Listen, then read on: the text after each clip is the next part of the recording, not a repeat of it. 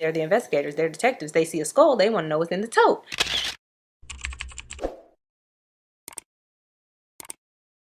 Hey y'all, welcome and or welcome back to my channel. My name is Janae, if you didn't know, and today's video is another true crime episode. So if you're ready, let's go. Alright y'all, so this week I just went with the basic classic French tip set. It's not my favorite, but it'll do. And outside of that, I really don't have much else to say before we get into today's case. So let's go ahead and talk about it. And today we're going to be talking about Thomas Adolph Florin. And the man's name got Adolph in it, so you already know it's about to be some mess. So Thomas and Monica Florin was a couple who lived in Swakopmund in Namibia, which is in the southern region of Africa.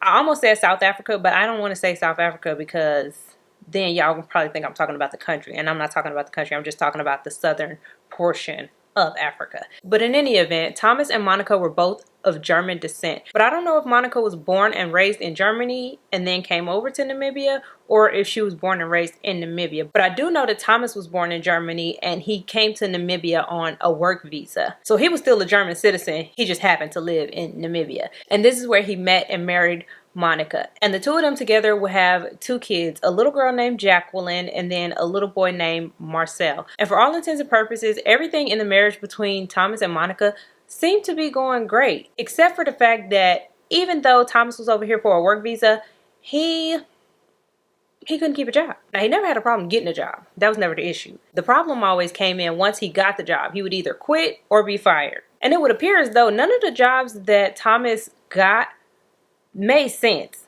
Not because he couldn't do them, but because they didn't go together. It's been said that Thomas held a job as a firefighter, he was a carpenter once, and he also was a chef. So y'all kind of see what I mean when I say don't none of them go together. And I don't know if he ever got any formal training in any of those fields, but how you go from a firefighter to, like, oh, okay, a chef, whatever, anybody can know how to cook, but a firefighter and a carpenter, though, they just don't seem to go together to me. Maybe I'm wrong, but I don't think I am. I kind of just feel like Thomas was the chameleon type. Like, he could be whatever you needed him to be. If you needed him to be a social worker, he could be a social worker. If you needed him to be a damn deep sea diver, he could probably do that too. He just seemed like the type of person who could fit in anywhere and do almost anything. But this constant job hopping, it did not provide a sense of security or stability for Monica. And I'm almost 100% sure that this is not what she signed up for. Because like I told y'all, Thomas is the chameleon type. So he probably presented himself to Monica as this hardworking man who was everything that she was looking for in a man. Because when she would express what she needed, what she liked, and what she wanted, Thomas would become that, essentially conning her into marrying him. So I can only imagine that once Monica started to see who the real Thomas was, she wasn't here for it. And so naturally they began to fight and bicker constantly. And things only got worse when, after losing or quitting his job as a chef, Thomas either couldn't or wouldn't find another job. And like I said, he had entered the country on a work visa, and since he was not working, the country was at his door. Like, you gotta go. They essentially told him he needed to get a job or he needed to get out. And Thomas decided not to fight to keep his visa, but he did want Monica and the kids to come back to Germany with him. But Monica was like, no, absolutely not. Her whole life was in Swakopmund, and she didn't want to uproot herself or her kids like that. I mean, granted, they was only 4 and 2, but still, she didn't want to move them. And furthermore, she didn't want to go because her and Thomas was no longer together. Because due to all the fighting and the bickering, the two of them had decided to separate. They were still married, but they were no longer in a relationship. So it's January 1998. The couple is separated, and Thomas is about to have to head right on back to Germany. And so Monica decided that she was going to dip her toe into the dating pool because why not? And she started dating another man. And I don't know if this was a secret relationship, seeing as how she was still married, or if this was a relationship that was out in the open, seeing as how she was separated. But one way or another, when Thomas found out about her seeing another man, and another German man at that, he did not like it. He did not like it at all. And he tried to sabotage Monica's new relationship. But unfortunately for him, that didn't work. And Monica continued on dating her German man regardless of what Thomas felt like. So a couple more months go by. It's June now, and time is winding down for Thomas to have to head on out. And Thomas keeps on pestering Monica about her and the kids going to Germany with him. But Monica is standing on business, but so is Thomas. He said he gonna get his kids to Germany one way or another, with or without Monica. And this is the point in the case where true crime starts true crime, and shit gets wild. So like I said, it's the first couple of days in June 1998, and one of Monica's friends is trying to get in contact with her, but she can't. And she starts to grow concerned because of it. And so she decided to go to Monica's house. And when she got there, she was greeted by Thomas. And this friend noticed that Thomas and the kids was there, but there was no sign of Monica anywhere. And when she asked about this, like, hey, yo, where Monica at? Thomas told her that Monica had went to Cape Town to be with her new boyfriend. And this just didn't sit right with the friend, because while she knew that Monica had a boyfriend, she also knew that Monica's boyfriend lived in Namibia. But she decided to let it go for now. So a couple more days will go by, and the friend still hadn't heard from Monica. And so she ended up calling the police to do a welfare check on Monica, because like I said, something just didn't sit right with her. And on June 5th, they go over to Monica and Thomas's home, but they don't find anything. And when I say they didn't find nothing, I literally mean they didn't find nothing, because all of the furniture was gone. The kids was gone, Thomas was gone, and Monica wasn't there. But it wasn't weird that there was no furniture, because I told y'all that Thomas had to go back to Germany. So naturally, he would pack up the house. And the police actually did end up finding a ticket for like one of those big storage containers to move stuff. I'll put a picture of it on the screen, because I don't know what they cost for real, but they found a ticket for this. And since this was a welfare check, they decided that they was going to use that ticket to go look in the storage container, just in case something was there. So they go find this storage container that is about to be on its way to Germany. And in this storage container, they find all of the furniture from the house, which they expected. And they also find a bunch of like exotic animal rugs. But Thomas not supposed to have those. Those rugs that he had were highly illegal.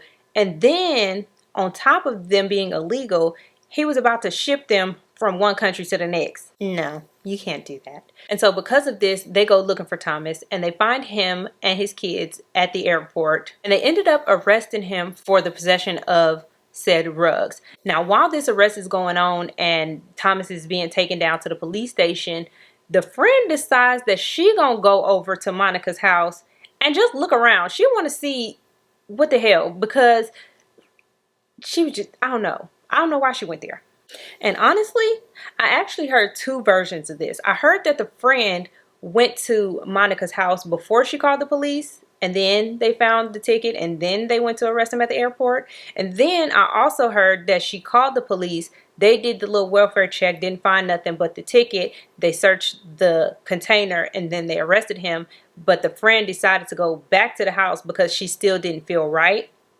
So I don't know in which order this happened, but let me tell y'all about what happened when the friend went to the house, okay? So her and her husband go over to the Florin's house, which I told y'all is now vacant, and she don't find nothing except for there's a pot on the stove, and this pot is severely burnt. But other than that pot on the stove, there was nothing else in the house as expected. But this neighbor friend, she just couldn't leave without checking everywhere. And so she decided to look in what they call the ceiling or the roof, which in America we would refer to that as an attic. And when she looked up there, she saw a skull.